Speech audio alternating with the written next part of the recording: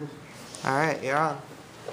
Okay, continuing on, we're doing the lecture from Thursday the 18th, okay, and we were talking about the blood vessels, and we're going to just review for a second from the Tuesday before. We were talking about the organization of the blood vessels. All right, and you can see here, we're going to concentrate on the systemic blood vessels, and blood is going to be ejected into the arteries. And you can see that they're relatively large diameter, so flow is going to be rapid. At the level of the organs, the arteries branch into the arterioles. And always remember, arterioles different from the arteries. And make that distinction in your mind. Then there is going to be extensive branching into the capillaries. And the capillaries shown here are the exchange sites. Things enter and leave the blood at this level, exchange between the cells and the blood. And finally, the vanuoles leaving the organs and the veins returning the blood to the heart. All right, in order for there to be flow at all, there has to be a pressure gradient, right? If I just think of it, if I had a hose and the pressure was the same at both ends, there would be no flow.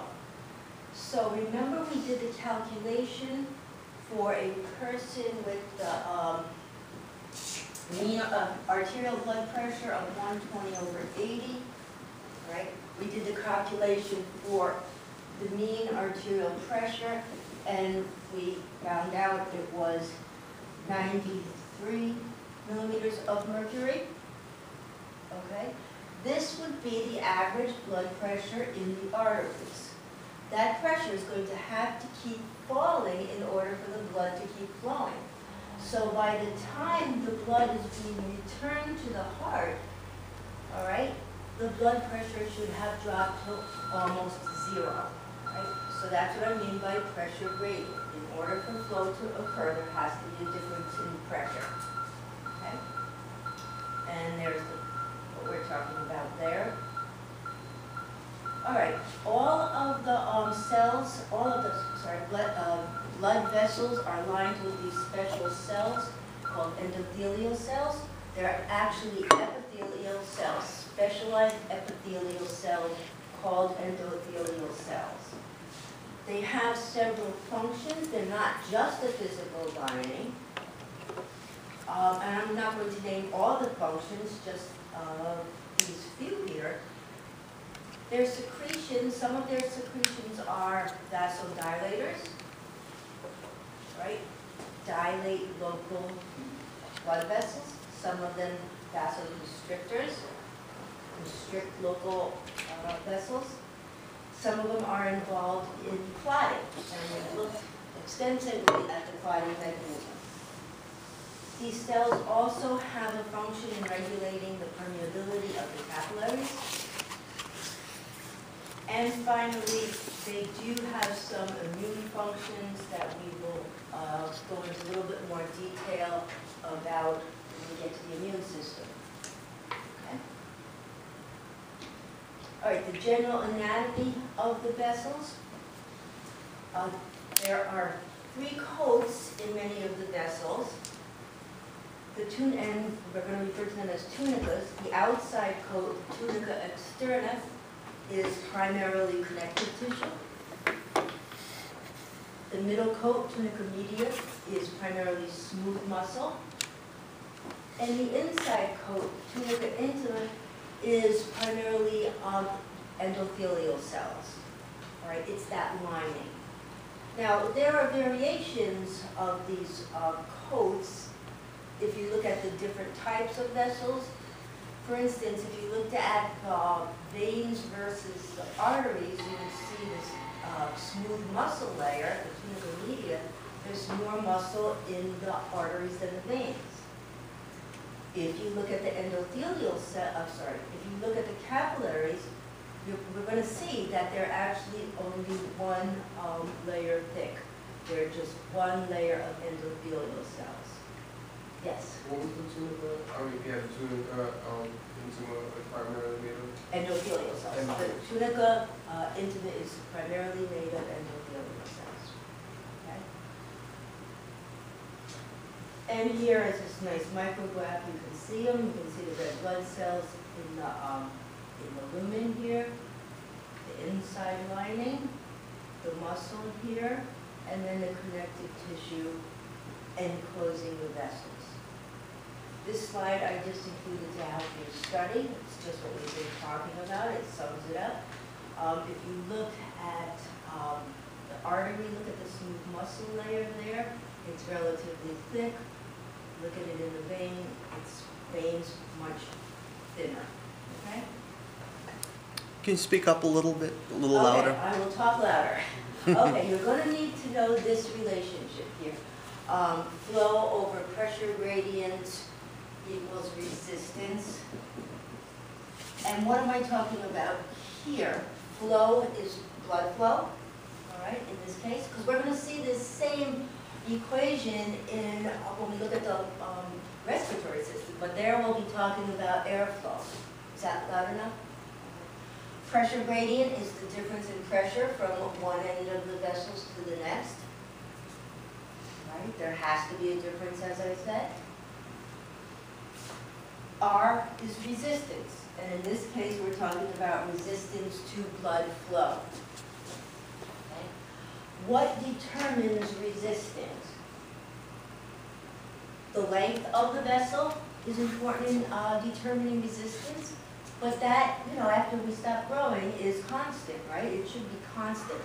In other words, we don't have regulatory mechanisms to adjust length, to adjust flow, right? Viscosity, yes? So is it the longer the length, the less the resistance, or? The more the resistance, but we don't have to deal with that. We don't have to worry about Also, that. you don't have to know which one increases or decreases? No, Oh, because it's constant. The last one we're going to have to know. oh, okay. Okay? Viscosity is the thickness of a fluid. The more viscous a fluid is, the slower the flow. And, an extreme example is if you think of water and you think of molasses, molasses flows much more slowly, correct? Because it's more viscous. Well, the viscosity of the blood should be constant. All right, and again, in other words, we don't have mechanisms to say, all right, I want to increase flow, so I'm going to make the blood less viscous. Right? That's not the way it works. The radius is going to be important for us. Radius, what do you think, just logically thinking? A larger radius, what about flow? Rapid or slow? Rapid. Rapid, right? All right, and this is a pretty obvious slide, but it does the job. All right, here you have a large radius, rapid flow, okay? Now it's getting less, you change the flow a little bit, and you can, in this case, they've shut it off, okay? So high resistance. So what I'm including this for is different vessels have different diameters, right? So flow is going to be different in these different, more or less slow or more or less rapid. And in one of the vessels, we can actually change the radius, the arterioles. The arterioles are adjustable. Okay? And we will get to that in detail in a few minutes. Okay. Now we're going to go into a few details about each type of vessel. The arteries. Okay, so remember, blood is being ejected into the arteries. Right? So they have to withstand that pressure. They have to be strong. They have a lot of collagen. Right? This helps them, it gives them strength to withstand and accommodate the blood, right? The volume of blood. You can see that they have a large radius, so they're considered rapid transit vessels.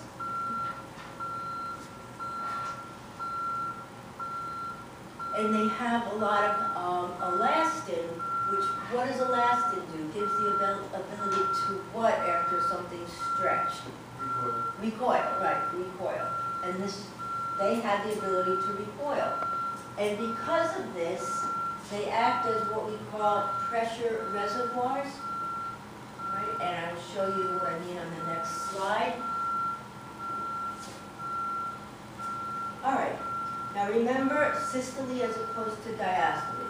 When we're talking about systole, we're talking about when the ventricles, specifically we're talking about when the ventricles are contracting and emptying. All right? Obviously, blood is being ejected at that point into the arteries. So look at what they do. To accommodate that blood being ejected into them, they basically balloon out, right, to accommodate that blood. And the blood is going to still be propelled along. But what happens when the heart is in diastole, when the ventricles are in diastole, when they're relaxing and filling, blood is not being ejected out of the heart, but why does the blood flow keep up? It's because these arteries recoil, and that propels the blood along. So this slide shows them acting as a pressure reservoir, right? Arterioles, right? Again, these are the vessels. You can hear the arteries. Here are the arterioles. You can see the arteries branching into the arterioles and the arterioles entering the organs. Right? The arterioles have a smaller diameter. So what about flow? Is it going to be slower or faster now? Slower, all right? Okay. More resistance. They don't have a lot of elastin. They're very little, actually. So they're not going to be good recoilers. Okay. And just the fact that, look over here, they're smaller diameters, this allows them to help to maintain the blood pressure in the arteries. All right, I'm going to go back to that previous slide, and then I'll come back to this. All right, so here you have the arteries branching into the arterioles. And let me write this down here. Okay, so if this was a stream with water running through it, right, there's a certain amount of pressure. Here would be the direction of flow. What if I started to build a dam here, narrowing the stream at this point? What would it do to the pressure upstream? It would increase the pressure upstream. So just the fact that the arterioles have a smaller diameter than the arteries, they help maintain the pressure in the arteries. Right? And you're going to see a lot of mechanisms coming into play to make sure the pressure in the arteries is high enough to drive the blood to the organs, in particular, the brain. Right? And we talked about, again, how the brain is so dependent on glucose and oxygen, which are carried in the blood. Am I talking loud enough? Okay. Because of these characteristics, small diameter, little elastin, they are considered major resistance vessels. And we're going to be talking about something called TPR, which stands for total peripheral resistance. And that's the resistance offered at the periphery. It's the total of all the resistance in the arteries, capillaries, etc. But because if you look at this last little fact here, characteristic, the arterioles are adjustable. By adjusting them, the total peripheral resistance can also be adjusted according to needs. Okay? And I have a couple of examples here for you.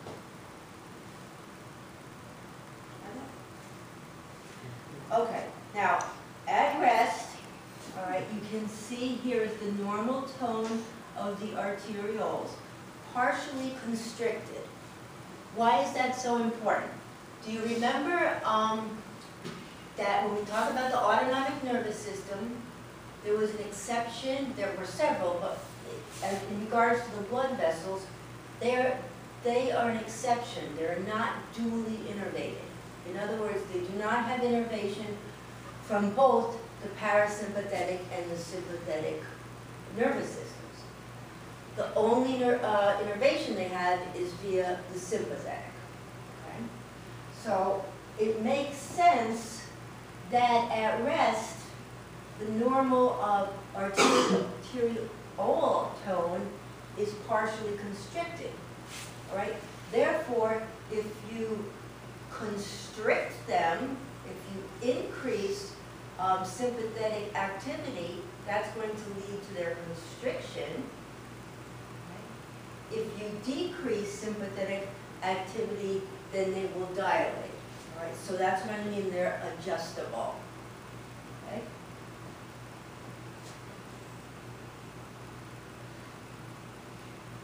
All right, now take a look at this. We're going to be concentrating on skeletal muscle here.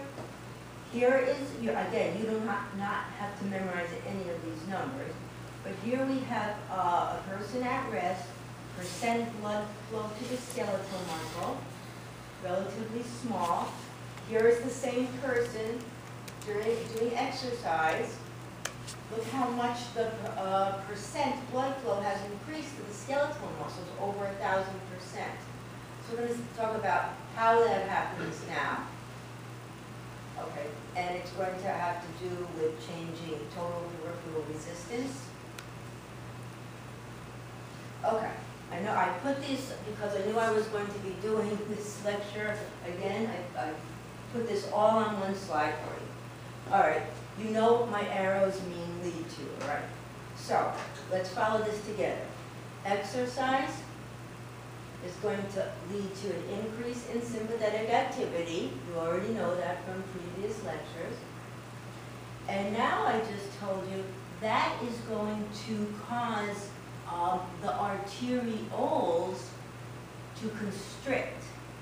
So here you can put in parentheses, increase in sympathetic activity leads to this generalized vasoconstriction of the arterioles.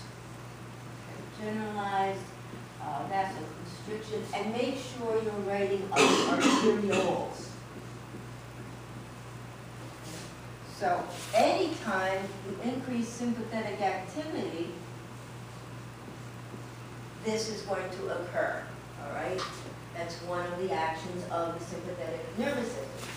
So with this generalized vasoconstriction of the arterioles, that is an increase in total peripheral resistance. That's what I mean, okay? We're increasing the resistance out the periphery.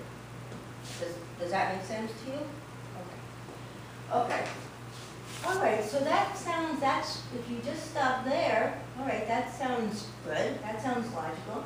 But then if I go back to this other slide here, if I'm having this generalized vasoconstriction of the arterioles, what accounts for this? This giant increase in blood flow to the skeletal muscles. Remember, here's resting, here's exercising. If the vessels are constricting, how does that happen? Well, what we have are what are called local overrides. We can override locally, underline locally, that generalized vasoconstriction. So we can get more blood flow to where we need it. All right?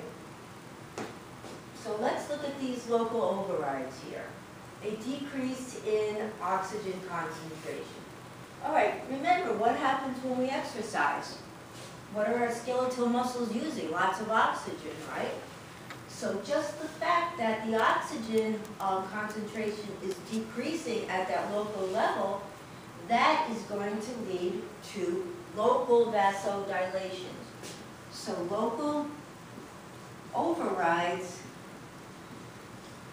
all right, example, decreased oxygen concentration lead to local vasodilation. Okay? So more blood can flow to the skeletal muscles where it's needed. Next, increase in CO2 concentration.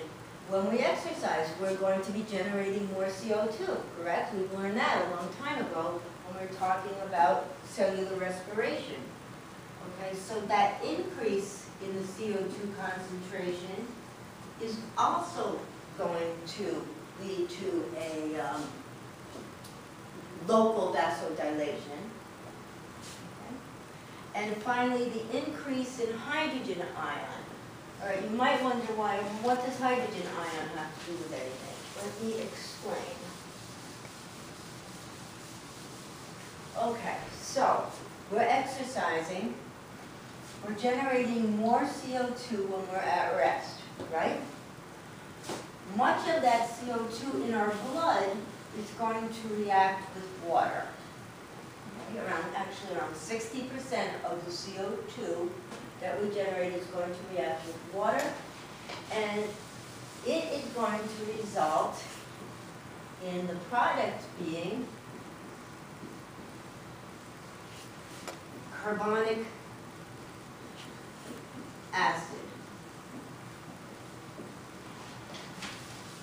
Okay?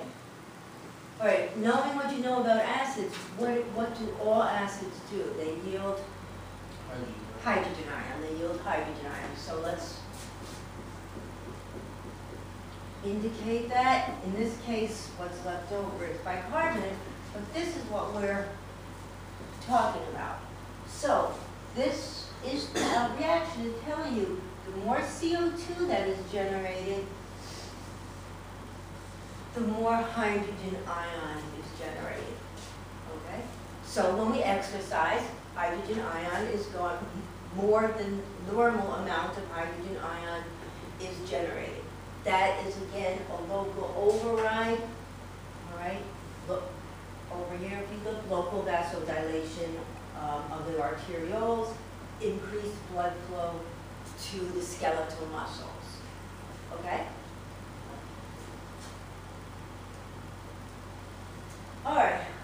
Another thing that is going to increase sympathetic activity is low blood pressure. And again, if I'm not using a word indicating what kind of blood pressure I'm talking about, you can assume it's the pressure in the arteries, right? Okay. So, somebody's blood pressure is falling. That's going to be picked up by what kind of receptors? Detected by what kind of receptors? Almost baro. Yeah. Okay, barometric pressure, baroreceptors. All right, so that will be detected by baroreceptors, which are placed strategically right, in our blood vessels. And when the pressure drops, they're going to send a message to the brain. The brain responds by increasing sympathetic activity. Okay, and then we can look over here at the slide. Right, so decrease in blood pressure leads to increase in sympathetic activity. Again, just like it did when we were exercising, increase in total peripheral resistance. Right? In other words, that generalized vasoconstriction of the arterioles. That is going to help increase the blood pressure in the arteries. Again, how come? So this will represent the arteries. Here are the arterioles. Remember how important it is to keep this blood pressure maintained. All right? Now somebody's blood pressure is dropping. Isn't it logical that if you constrict these blood vessels, the arterioles, okay, isn't that going to help increase blood pressure upstream? And that's exactly what happens. It's building that dam. Now I'm just making it smaller, or making the dam larger, narrowing the vessels. that will help increase pressure upstream. We need that driving force to be present so the blood can get to the brain.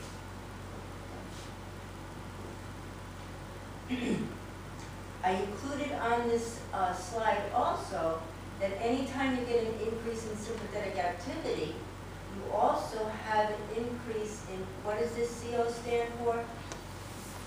Cardiac output. Cardiac output, correct, all right? So not only, if you follow this arrow, are you narrowing the vessels downstream to increase the blood pressure? If you look over here, this increase in cardiac output, in other words, more blood is being ejected into the arteries, isn't that going to help increase the pressure also? Okay? So these both come into play.